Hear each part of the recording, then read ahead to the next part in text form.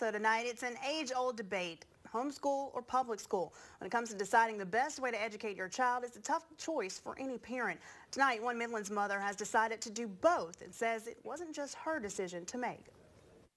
You start working on your spelling words, and I'll get Lila Kate going. Kate Steins is a mother of three. Will and Lila Kate attend public school, while their 12-year-old sister Gracie is homeschooled. We let Gracie have a voice. She wasn't the voice, but we definitely listened to what she had to say because that's important. You want your child to be comfortable, to feel comfortable in a learning environment. It's a decision the young student made in the 4th grade. She now does most of her schoolwork in the morning. It probably takes maybe 3.5 to 4 hours, and then we're complete.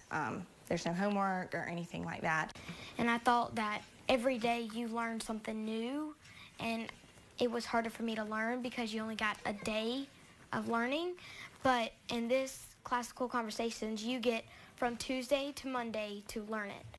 In the spring of 2011, an estimated 1.77 million students were homeschooled in the U.S.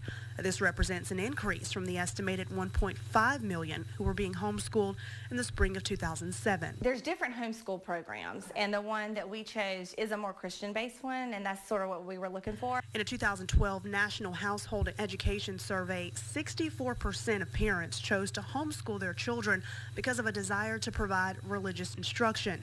77% cited desire to provide moral instruction, and 91% were concerned about the environment of other schools. You know, I've heard, well, you can't hide them from things that are going on in the world, and you can't, and I don't definitely want to do that. But is Gracie missing out on the social aspect that her younger brother and sister experience in the classroom? And that was a huge concern. I don't necessarily think that she's missing out because she does dance, and she teaches at dance, and then she also goes to gymnastics. So there is something that she does every afternoon, and I make sure that she stays in a social setting.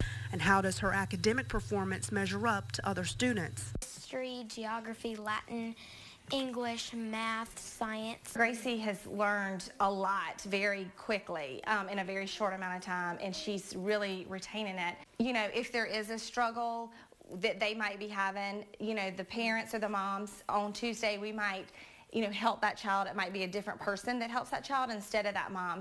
Stein says if her two public school children express they want to homeschool as they get older, she's all for it, but stresses when it comes to education, there's no one size fits all. I personally believe each child is different. Each child learns differently. Each child is different. And so we're going to take it a year by year, child by child base.